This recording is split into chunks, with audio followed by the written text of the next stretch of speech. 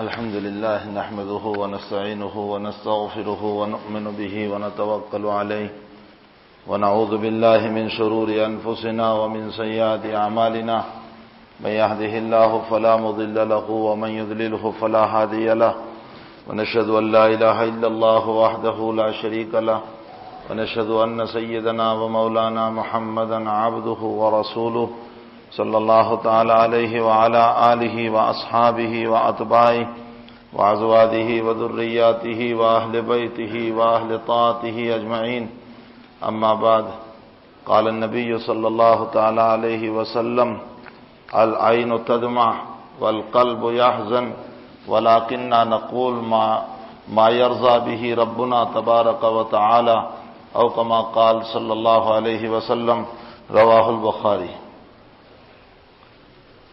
میں نے یہ حدیث کا جو ٹکڑا پڑھا ہے، اس حدیث سے مجھے کچھ اہم باتوں کی طرف اشارہ کرنا ہے، اس لیے میں پہلے اس حدیث کا شان ورود پیش کروں۔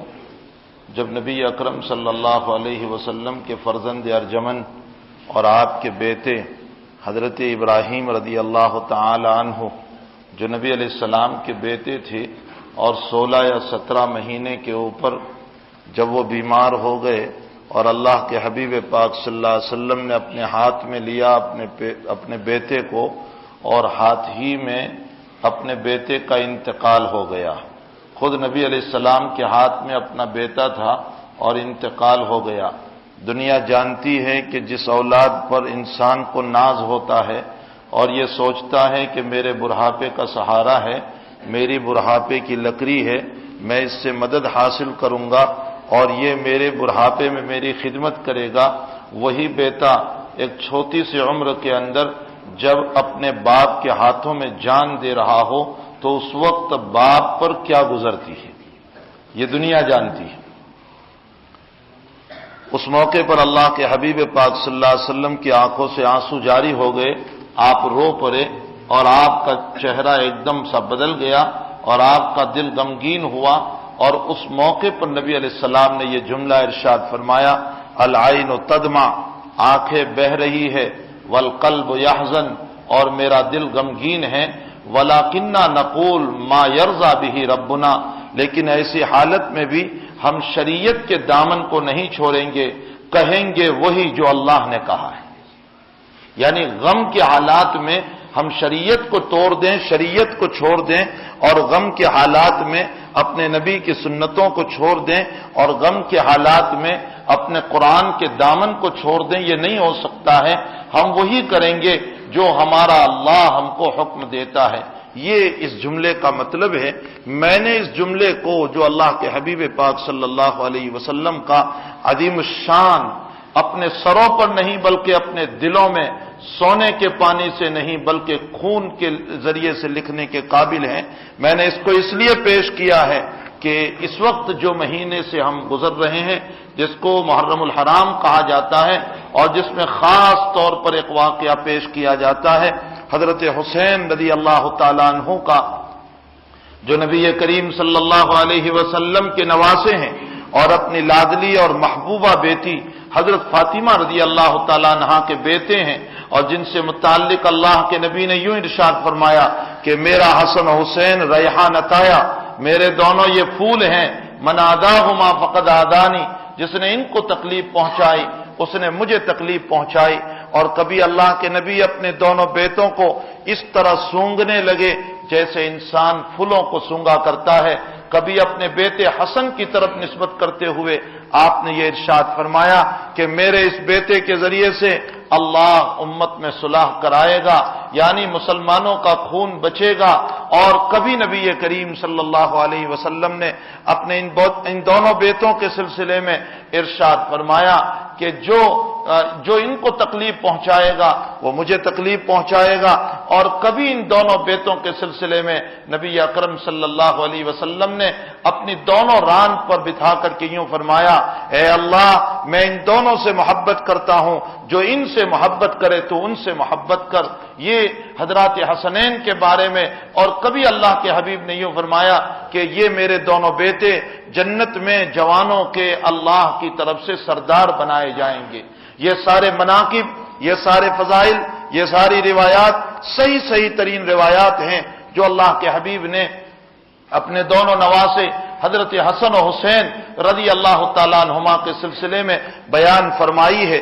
اسی کے ساتھ ایک دوسرے پہلو کو بھی اپنے سامنے رکھ رہے ہیں کہ اللہ کے حبیب نے اپنے صحابہ کے باب میں بھی وہ تعریف فرمائی ہے۔ کبھی یوں فرمایا میرے صحابہ یہ میرے جگر کے ٹکڑے ہیں، جس نے میرے صحابہ کے خلاف زبان کھولی ہے اس نے میری شریعت پر زبان کھولی ہے۔ کبھی میرا نبی یوں کہہ رہا ہے علیکم بسنتی وسنت الخلفاء الراشدین المہدیین، تم پر میری سنتوں کی اتباع اور میرے خلفاء راشدین کے طریقوں کی اتباع ضروری ہے۔ کبھی نبی علیہ الصلوۃ والسلام یوں فرماتے ہیں اصحابی کالنجوم بأیہم اقتدیتم اہتدیتم، میرے صحابہ چمکتے ہوئے ستاروں کے مانند ہیں، جیسے کسی زمانے میں جب کمپوز کا نظام نہیں تھا تو سمندر میں چلنے والے پانی جہاز کے کپتان جو ہوتے تھے وہ ستاروں کو دیکھ کر اپنا راستہ اور اپنی منزل کو متعین کرتے تھے۔ فرمایا میرے صحابہ بھی ستاروں کے مانند ہیں، ان میں سے جس کو بھی اپنا رہبر بنا لو گے تم مجھ تک پہنچ جاؤ گے، منزل مقصود تک پہنچ جاؤ گے۔ یہ صحابہ سے متعلق بہت کچھ تعریف ہیں، آپ خطبے کے اندر بار بار ایک روایت سنتے رہتے ہیں۔ فرمایا لا تسبوا اصحابی، میرے صحابہ کو گالی نہ دو۔ کبھی تو یوں اللہ کے حبیب پاک صلی اللہ علیہ وسلم نے فرمایا کہ میرے اللہ فی اصحابی لا تتخذهم من بعدی غرضا، من احبهم فبحبی احبهم ومن ابغضهم فببغضی ابغضهم وخیر القرون قرنی ثم الذین یلونهم ثم الذین یلونهم، رواہ مسلم۔ فرمایا کہ میرے صحابہ جو ہیں اللہ سے ڈرو، اللہ سے ڈرو۔ میرے صحابہ کے باب میں یہ ہیں ترجمہ اس حدیث شریف کا، اللہ فی اصحابی، اللہ سے ڈرو، اللہ سے ڈرو۔ میرے صحابہ کے باب میں من احبهم فبحبی احبهم، جو میرے صحابہ سے محبت کرے گا وہ مجھ سے محبت کرے گا، ومن ابغضهم فببغضی ابغضهم، اور جس نے ان سے دشمنی رکھی اس نے مجھ سے دشمنی رکھی۔ اور اس کے بعد ارشاد فرمایا خیر القرون قرنی ثم الذین یلونہم ثم الذین یلونہم، سب سے بہتر میرا زمانہ یعنی میرے صحابہ والا، اور اس کے بعد تابعین والا، اور اس کے بعد تبع تابعین والا۔ یہ تمام کی تمام روایات حضرات صحابہ کرام کے باب میں ہیں۔ میں نے دونوں طرح کی روایتوں کو رکھا، ایک طرف حسنین کی محبت پر نبی کی جو باتیں ہیں، دوسری طرف صحابہ کے باب میں نبی کریم صلی اللہ علیہ وسلم کی جو باتیں ہیں۔ ان دونوں کے بعد اب تیسری بات جو مجھے آگے کہنا ہے، اس میں کوئی شک نہیں کہ حضرت حسین رضی اللہ تعالیٰ عنہ پر جو مظلومانہ حملہ، جو ظالمانہ حملہ اور حضرت حسین کی مظلومانہ شہادت اور آپ کا مظلومانہ انداز میں جان دے دینا، لیکن اس واقعے کے اندر اتنی من گھڑت روایتیں اور اتنی بناوٹی روایتیں اور شیعوں کی اتنی روایتیں آ چکی ہے کہ یہ امت مسلمہ ان دشمنوں کے طور و طریق پر چل پڑی، اور اس امت مسلمہ نے بجائے صحیح راستہ استعمال کرنے کے، بجائے سیدھا راستہ استعمال کرنے کے، بجائے حق کی تفتیش کرنے کے اور حق کی تلاش کرنے کے، اس امت مسلمہ نے ان شیعوں کا اعتقاد کر لیا اور ان کی روایتوں کو اپنی شریعت میں اور اپنے دین میں جگہ دے دی، اور وہ کام کرنے لگے جو شیعہ کیا کرتے ہیں، اور جو اہل بیت کی محبت میں سب سے پہلے ان طریقوں کو جاری کرنے والا عبداللہ ابن سوریہ ہے، جو پکا یہودی تھا، لیکن اس نے دیکھا کہ میری یہودیت میں سرداری ختم ہو گئی، یہودیت میں میرا براپن ختم ہو گیا۔ وہ ایمان لاتا ہے ظاہری طور پر نفاقانہ ایمان، منافقانہ ایمان، اور اس کے بعد سب سے پہلے اس کا کام یہ ہوتا ہے کہ وہ اہل بیت کی محبت کو ظاہر کرتا ہے، کہتا ہے میں حسن کا حامی، میں حسین کا حامی، میں فاطمہ کا حامی، میں علی کا حامی، میں محمد کا حامی۔ بس اس طرح پر اس نے اہل بیت کی محبت کو ظاہر کیا، اور اہل بیت کی محبت کو ظاہر کرنے کے بعد اس نے صحابہ کرام پر دبے دبے الفاظ میں غلط سلط روایتوں کو بیان کر کے صحابہ سے متعلق غلط روایتوں کو امت میں جاری کر دیا، اور یہ امت ان غلط خرافات، غلط روایتوں کو لے کر چل پڑی، اور سب سے بڑا المیہ اور افسوس یہ ہے کہ اس امت نے دشمنوں کی روایتوں کو اپنی شریعت بنا لیا۔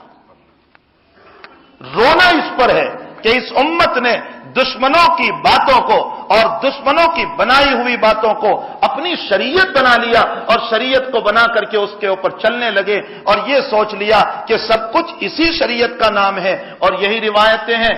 वक्त नहीं है, ये बहुत मुख्तसर जुमा का वक्त है, वरना मैं उन सारी रिवायतों की पोल खोलता जो हजरत हुसैन रजी अल्लाह तआला अन्हु के सिलसिले में मनगढ़ंत रिवायतें बयान की गई। मैं बतौर मिसाल, बतौर एग्जाम्पल, बतौर नमूना के आपके सामने 2-4 रिवायतें रखूं जिससे आपको पता चलेगा कि इस वाकये के अंदर कितना झूठ, कितना प्रोपेगेंडा, कितनी बातों को मिलाया गया है। सबसे पहले मैं आपके सामने एक रिवायत पेश करूं, और अफसोस इस बात का है कि गैर तो गैर, शिया तो शिया, लेकिन हमारे अहले सुन्नत वल जमात के मौर्रिखीन, तारीख के लिखने वाले, इतिहास के लिखने वाले, उम्मत ने जिन पर एतमाद किया, अल्लामा इब्ने जरीर तबरी, इब्ने असीर जजरी, इब्ने खल्लदून, ये वो बड़े बड़े मौर्रिखीन हैं इस्लाम की तारीख के लिखने वाले कि वो भी इस प्रोपेगंडे के नजर हो गए और शियों की रिवायतों को अपनी किताब में जगह दे दी।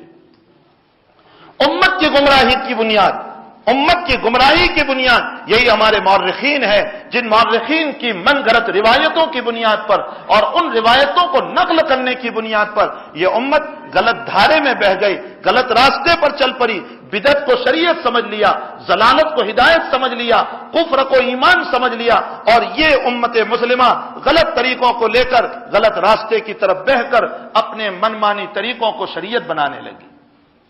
मैं एक रिवायत आपके सामने पेश करूं। जब हजरत अली रजी अल्लाह तआला अन्हु और हजरत मुआविया, बुनियाद जो पड़ी है वो बुनियाद ये है कि हजरत उमर रजी अल्लाह तआला अन्हु नबी करीम सल्लल्लाहु अलैहि वसल्लम की खिदमत में बैठे हुए हैं और अल्लाह के हबीब पाक सल्लल्लाहु अलैहि वसल्लम ने हजरत उमर रजी अल्लाह तआला अन्हु ने इरशाद फरमाया, हजरत उमर ने इरशाद फरमाया, हजरत उमर अमीरुल मोमिनीन हैं, बैठे हुए हैं और इरशाद फरमा रहे, भाई फितनों के बाद में कोई रिवायतें जानता हो तो हमें बताओ। एक सहाबी रजी अल्लाह तआला अन्हु जिसको सिर्रे रसूल कहा जाता है, हजरत हुज़ैफा रजी अल्लाह तआला, इन्होंने फरमाया मैं जानता हूं। उमर ने फरमाया तुम तो है ही बड़े जसारत और दिलेर आदमी। फरमाया अमीरुल मोमिनीन, लोग इबादतों की बातें हुजूर से पूछते थे, मैं आने वाले जमाने में फितनों की बातें हुजूर से पूछा करता था। इसीलिए हजरत हुज़ैफा को सिर्रे रसूल का लक़ब दिया गया। उसमें बयान करते करते हजरत हुज़ैफा ने एक रिवायत बयान फरमाई, अमीरुल मोमिनीन, मैंने नबी करीम सल्लल्लाहु अलैहि वसल्लम से यह बात सुनी है कि मेरे उम्मत और फितनों के दरमियान एक दरवाजा है, जब वो दरवाजा टूटेगा तो फितनों का दरवाजा खुलेगा। ये मैंने अपने नबी से सुना है। तो हजरत उमर सवाल फरमाते हैं कि वो दरवाजा टूटेगा या खुलेगा? फरमाया मैंने हुजूर से सुना है टूटेगा। हजरत उमर फरमाते हैं टूटा हुआ दरवाजा फिर बंद नहीं हो सकता है, खोला हुआ तो बंद किया जा सकता है, टूटा हुआ बंद नहीं किया जा सकता। यह बुखारी शरीफ की रिवायत है। फरमाया टूटा हुआ दरवाजा कभी बंद नहीं हो सकता है। उसके बाद हजरत हुज़ैफा फरमाते हैं फितने ऐसे चलेंगे जैसे चटाई की अंदर की लकड़ियां जो है, जो छोटी छोटी लकड़ियों से चटाई बनाई जा रही है, जैसे एक के बाद एक, एक के बाद एक, एक के बाद एक है। फरमाया इसी तरह मुसलसल फितने चलेंगे और रुकने का नाम नहीं लेंगे। हजरत उमर ने फरमाया अल्लाह हिफाजत फरमाए। रावी हदीस हजरत हुज़ैफा रज़ी अल्लाह तआला अन्हु से सवाल फरमाते हैं कि इस दरवाजे से कौन मुराद है नबी करीम सल्लल्लाहु अलैहि वसल्लम का? तो हजरत हुज़ैफा फरमाते हैं कि इस दरवाजे से मतलब हजरत उमर है। नबी अलैहिस्सलाम ने इशारा फरमाया था कि मेरा उमर फितनों के लिए एक दरवाजा है, लेकिन जब इस दरवाजे को तोड़ दिया जाएगा, यानी इसे शहीद कर दिया जाएगा, तो उसके बाद फितनों का दरवाजा खुल जाएगा। तो रावी हदीस हजरत हुज़ैफा से यह सवाल फरमा रहे कि क्या उमर को यह मालूम था कि इस दरवाजे से मतलब मेरी जात है और टूटने से मतलब मेरी शहादत है? तो हुज़ैफा फरमाते हैं उमर को ऐसे मालूम था जैसे आइंदा कल के दिन के आने में शक नहीं, इसी तरह अपने जात के बाब में उमर को शक नहीं था। عمر بالکل جانتے تھے کہ اس روایت سے مطلب میری ہی ذات ہے اور نبی کریم صلی اللہ علیہ وسلم کی یہ پیشین گوئی میرے متعلق ہے۔ جو کچھ ہوا ابو لولو مجوسی کے ہاتھوں حضرت عمر رضی اللہ تعالیٰ عنہ کی شہادت ہوئی، حضرت عثمان رضی اللہ تعالیٰ عنہ کی خلافت آئی۔ دور عثمانی میں حضرت عثمان کی نرمیوں سے وقت کے گورنروں نے غلط فائدے اٹھائے اور بہت غلط فائدے اٹھائے، جیسا کہ روایتوں میں ملتا ہے۔ خصوصاً حضرت عثمان رضی اللہ تعالیٰ عنہ کا ایک گورنر ولید نام کا، اس نے تو حد درجہ فائدہ اٹھایا، شراب کا عادی تھا اور شراب کے نشے میں نمازیں بھی پڑھایا کرتا تھا۔ لوگوں نے بار بار حضرت عثمان سے شکایت کی، لیکن حضرت عثمان کی نرمیلی طبیعت، حضرت عثمان کی شرمیلی طبیعت، حضرت عثمان کا نرم مزاج، جس کی بنیاد پر آپ دھیرے دھیرے انداز میں لوگوں کو کہتے تھے، لیکن آپ نے کوئی ایسا فیصلہ نہیں فرمایا جس کی بنیاد پر ان گورنروں کو فوری طور پر معزول کر دیا جائے۔ لوگ حضرت عثمان کی طبیعت کو سمجھے نہیں کہ یہ نرمیلی طبیعت کا آدمی اور شرمیلی طبیعت کا آدمی ہے۔ بہرحال جو کرنا تھا وہ ہوا۔ حضرت عثمان رضی اللہ تعالیٰ عنہ کو بھی بلوائیوں نے اور باغیوں نے، جو تھے تو مسلمان ہی لیکن حضرت عثمان رضی اللہ تعالیٰ عنہ کے مخالف ہوئے تھے، اور حضرت عثمان کے مکان کا گھیراوا کر کے بالآخر آپ کو بھی شہادت کا جام پلا دیا گیا، اس عالم میں کہ آپ قرآن کریم کی تلاوت کر رہے تھے اور آپ کو دنیا سے رخصت کر دیا گیا رضی اللہ تعالی عنہم۔ حضرت عثمان کی شہادت کے بعد اب مسئلہ آ رہا ہے خلافت کا۔ جس وقت عثمان کی شہادت ہوئی ہے وہ زمانہ حج کا زمانہ تھا۔ حضرت عائشہ ام المؤمنین رضی اللہ تعالی عنہا اس موقع پر حج میں تھی۔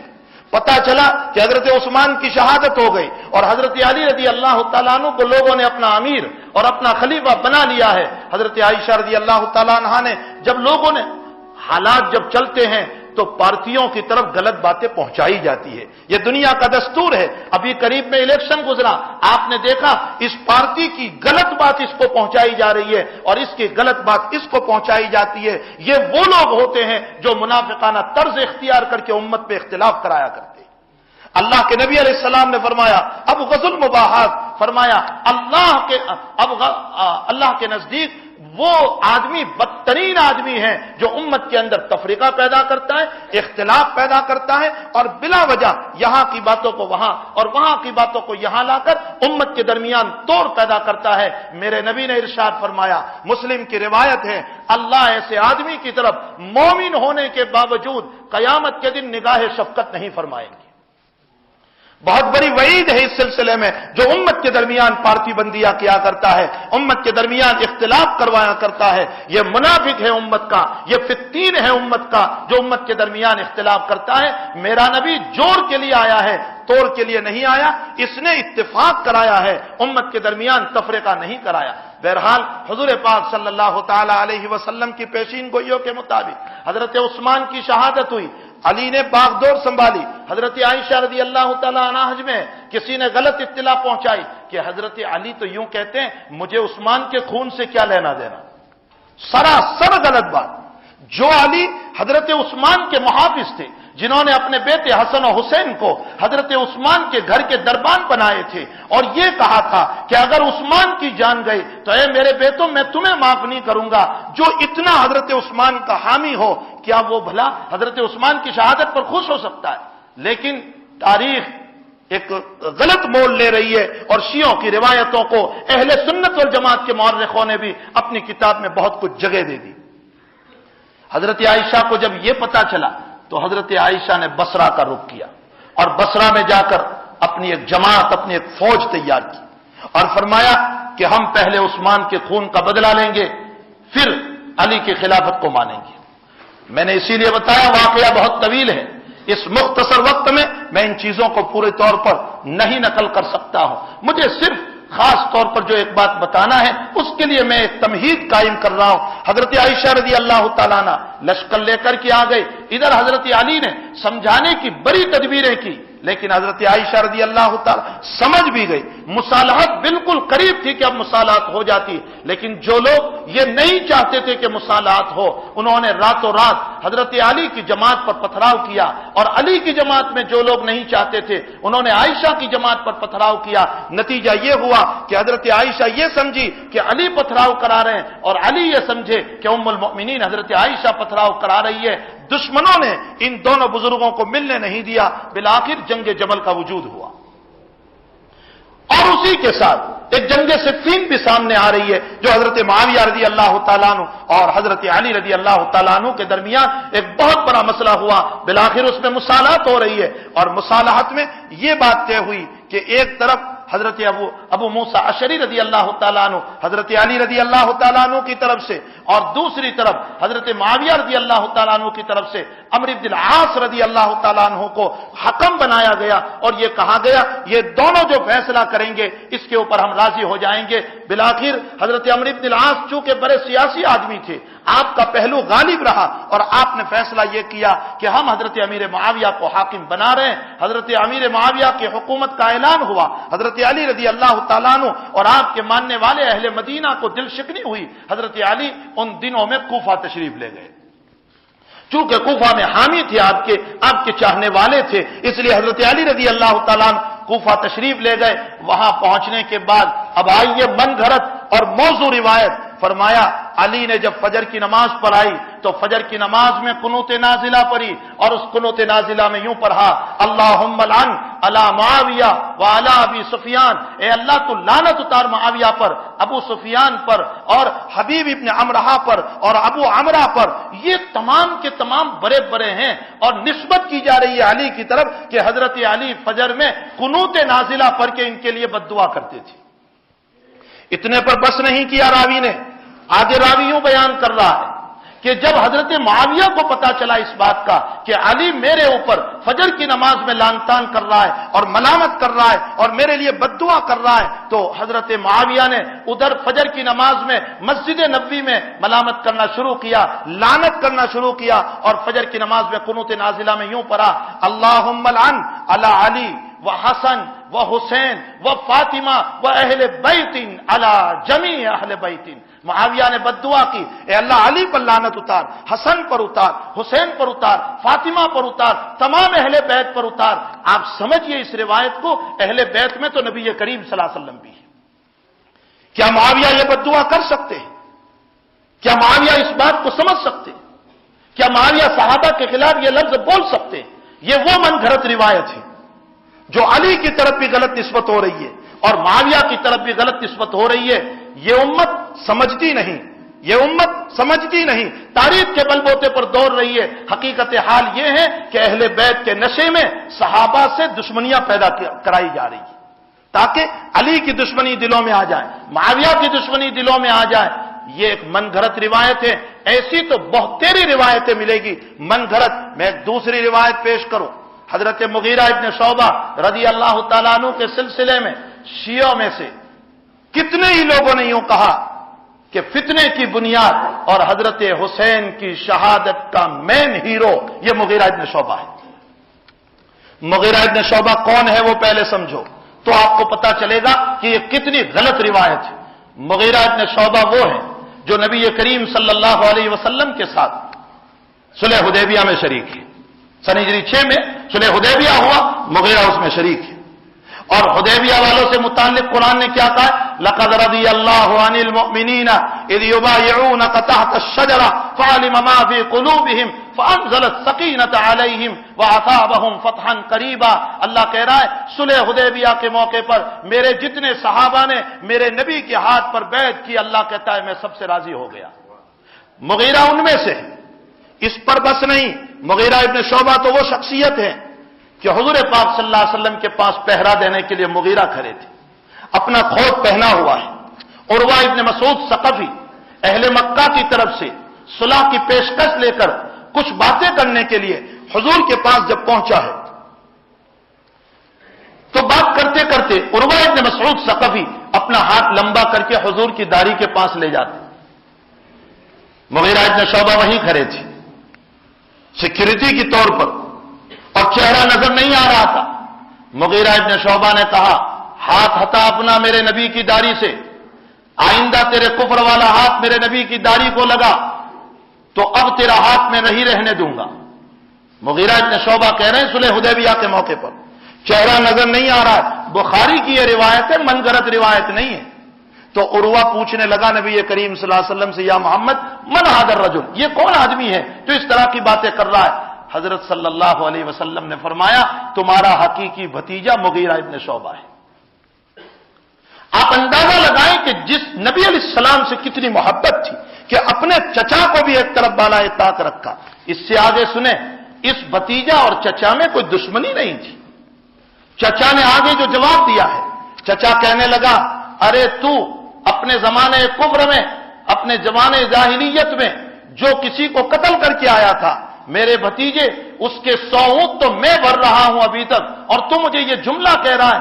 مغیرہ نے فرمایا میرے ذات اقدس صلی اللہ علیہ وسلم کے مقابلے میں کسی کو برداشت نہیں کروں گا۔ ایک طرف مغیرہ کے اس مقام کو لے لیں، اس سے بڑھ کر غزوہ تبوک کے موقع پر یہی مغیرہ ابن شعبہ رضی اللہ تعالیٰ عنہ حضور پاک صلی اللہ تعالیٰ علیہ وسلم کے ساتھ ہے۔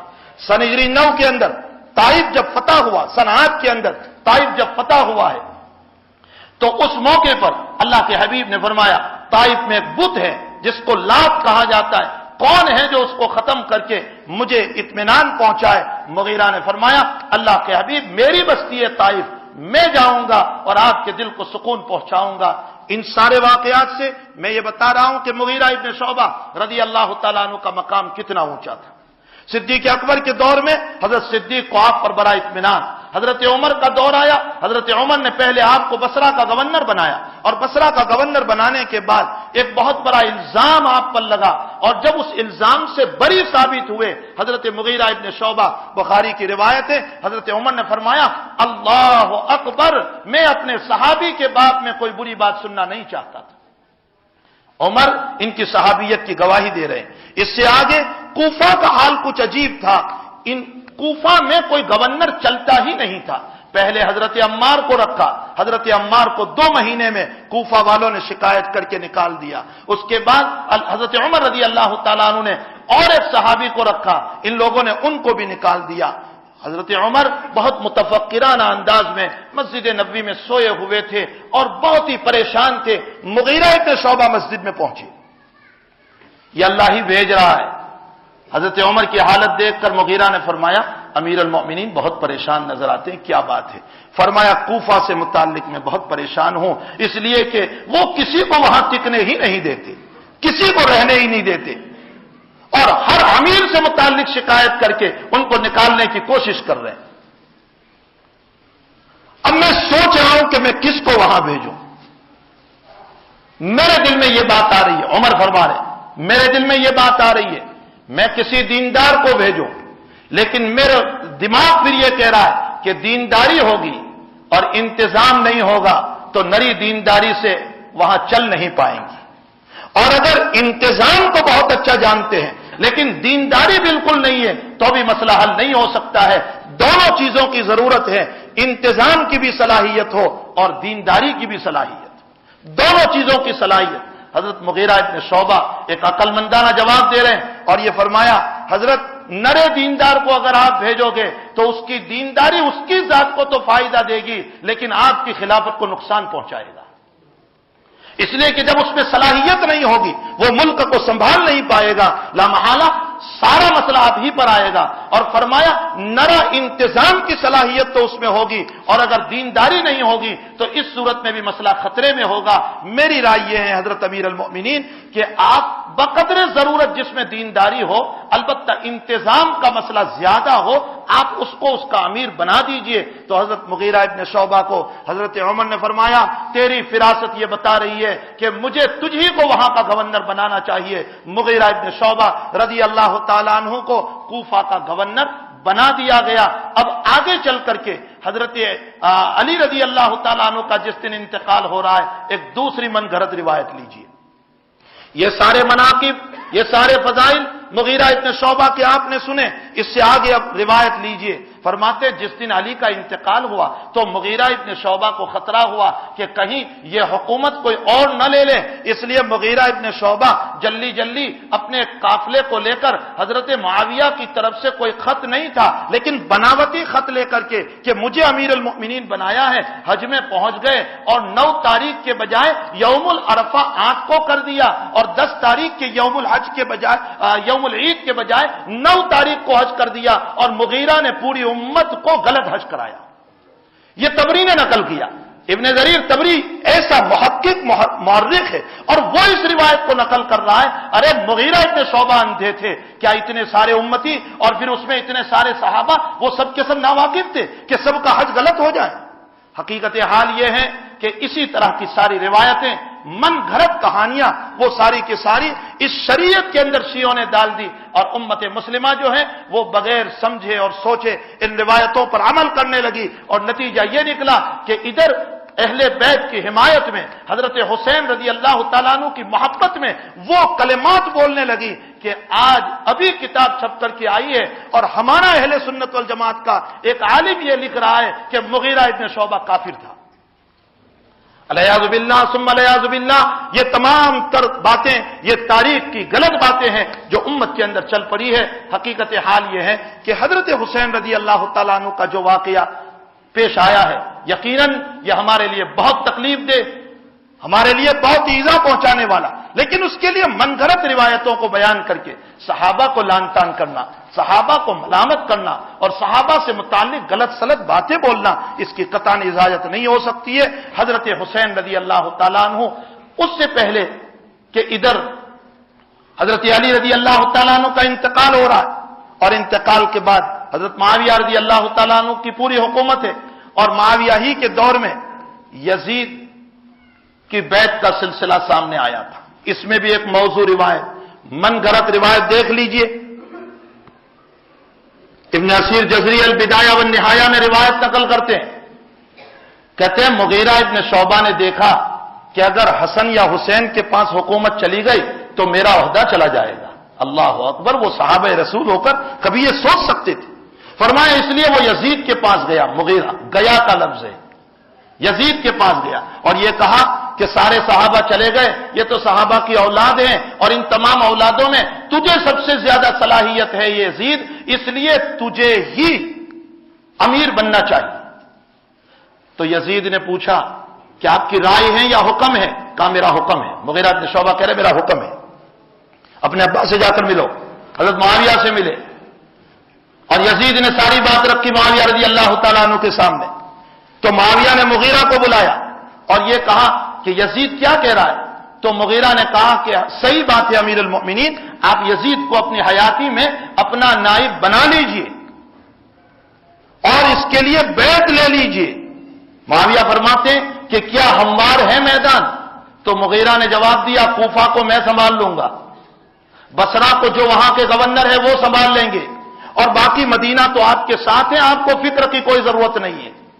تو معاویہ نے فرمایا ٹھیک ہے میں یزید کے لیے بیعت لے لیتا ہوں. یہ ساری بات طے کر کے مغیرہ وہاں سے نکلے ہیں اور کوفے میں جا کر یوں بیان دے رہے ہیں. یہ موضوع روایت، مغیرہ ابن شعبہ کوفے میں جا کر یوں بیان دے رہے ہیں میں نے امیر معاویہ کو فتنے کے اندر ڈال دیا اور ایسے فتنے میں ڈالا ہے کہ محمد کی امت قیامت تک نہیں نکل سکتی.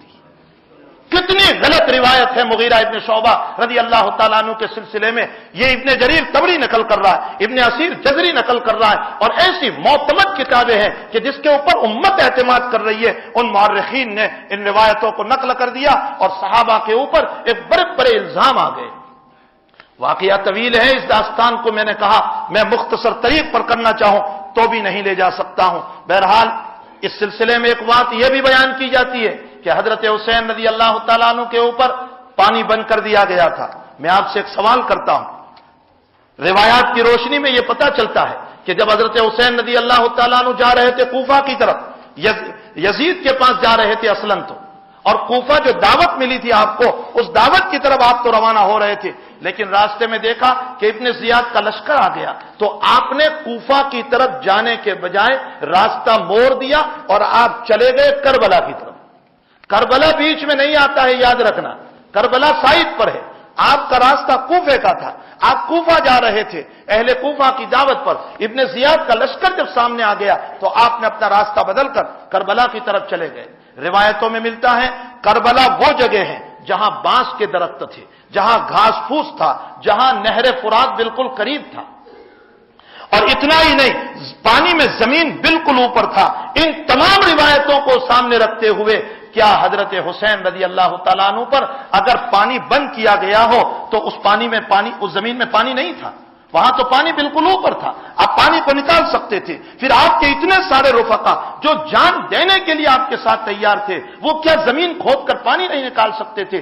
نہر فرات بالکل قریب تھا، کیا وہاں سے پانی نہیں لا سکتے تھے؟ یہ ایک موضوع اور من گھڑت روایت ہے جو شیعوں نے گھڑ کر امت میں غلط طریق جاری کر دیا کہ 10ویں محرم کو پانی پلاؤ اس لیے کہ حسین کو بغیر پانی کے مارا ہے۔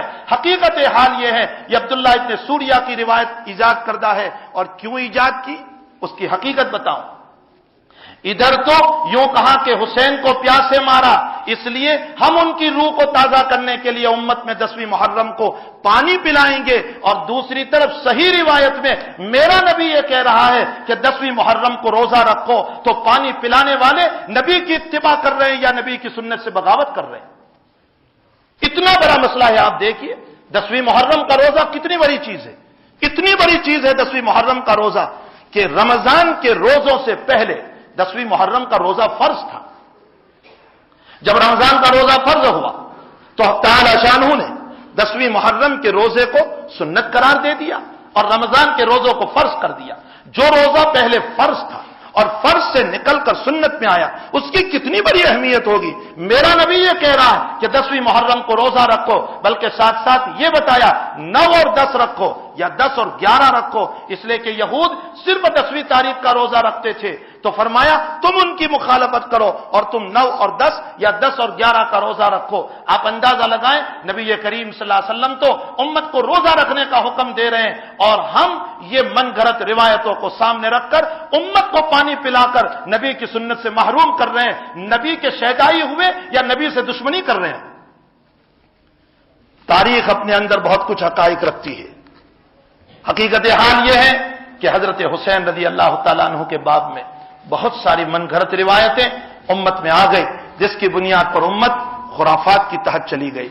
اور میں ایک بات یہ کہتا ہوں، حضرت حسین ہی کی شہادت تڑپنے والی ہے، اس میں کوئی شک نہیں کہ آپ نبی کے نواسے ہیں، آپ کا مقام بہت اونچا، لیکن ایک خطرناک شہادت تو اس سے پہلے بھی تو ہو چکی ہے۔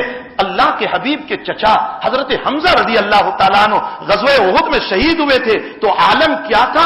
سینہ پورا چھلا ہوا ہے، شرمگاہ کٹی ہوئی ہے، کان کٹے ہوئے ہیں، ناک کٹا ہوا ہے، سر پھاڑا ہوا ہے، اور اللہ کا نبی اتنا رویا کہ اللہ کو جبرائیل کو تسلی دینے کے لیے بھیجنا پڑا، اور یوں کہا میرے محبوب کو کہو کہ روے نہیں، میں نے تیرے چچا کو جنت کے شہیدوں کا سردار بنا دیا۔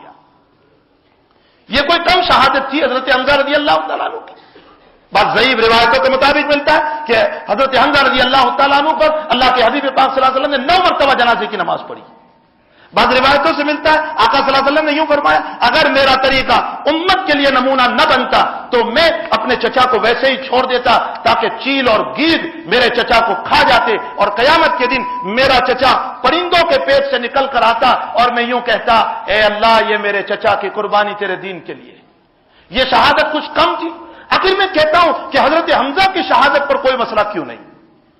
اس کے علاوہ غزوہ موتا کے موقع پر حضرت جعفر ابن ابی طالب، یہی حضرت علی کے بھائی ہے، حسین کے چچا ہے، جعفر ابن ابی طالب رضی اللہ تعالیٰ عنہ، ان سے متعلق بخاری شریف میں آتا ہے اللہ کے حبیب پاک صلی اللہ علیہ وسلم مسجد نبوی میں بیٹھتے ہیں، اور مقام موتا وہاں سے 1500 کلومیٹر دور ہے، اور اللہ کے رسول صلی اللہ علیہ وسلم یہ بولتے جا رہے ہیں، فلاں شہید ہوا، فلاں نے جھنڈا سنبھالا، فلاں شہید ہوا، میرے جعفر نے جھنڈا سنبھالا، اور اس کے بعد آگے فرماتے ہیں میرے جعفر کا ایک ہاتھ کاٹ دیا گیا، اس نے دوسرے ہاتھ میں پکڑ لیا، میرے جعفر کا دوسرا کاٹ دیا گیا، اس نے منہ میں جھنڈا سنبھال لیا، میرے جعفر کی گردن اڑا دی گئی۔ مسجد نبوی میں بیٹھے بیٹھے حضور پاک صلی اللہ علیہ وسلم اطلاع دیتے جا رہے ہیں، آنکھوں سے آنسو ہے۔ پھر حضرت جعفر کے مکان پر پہنچے اور آپ کی بیوی سے، جو حضرت علی رضی اللہ تعالیٰ عنہ کی بھابھی ہوتی ہے اور نبی کریم صلی اللہ علیہ وسلم کی قریبی رشتہ دار ہے، گھر پہ پہنچے، اور جعفر کے 3 بیٹے تھے، 2 بیٹوں کو اپنے قریب کیا اور 6 مہینے کے بیٹے کو اپنے گود میں نبی نے اٹھایا، بولا نہیں گیا بہت دیر تک۔ اللہ کے نبی سے بیوی نے پوچھا، اللہ کے حبیب کیا بات ہے، کیوں رو رہے ہیں؟ فرمایا آج سے ان بچوں کا باپ محمد ہوگا، اور تجھے ضرورت ہوگی تو محمد تیری ضرورت کو پوری کرے گا۔ کیا جعفر ابن ابی طالب کی موت کوئی کم تھی؟ کیا ان کی شہادت کچھ کم تھی؟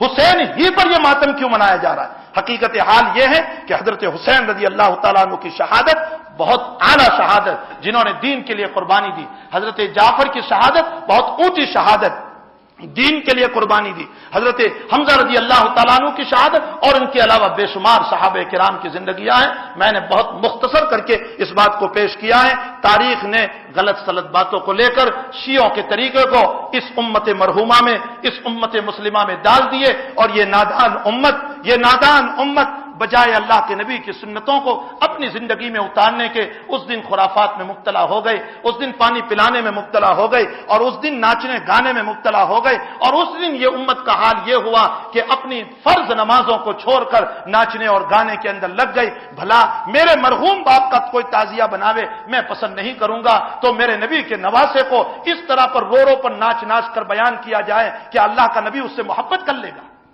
یہ دھوکہ ہے. امت مرحومہ کو غلط راستے پر ڈال دیا گیا.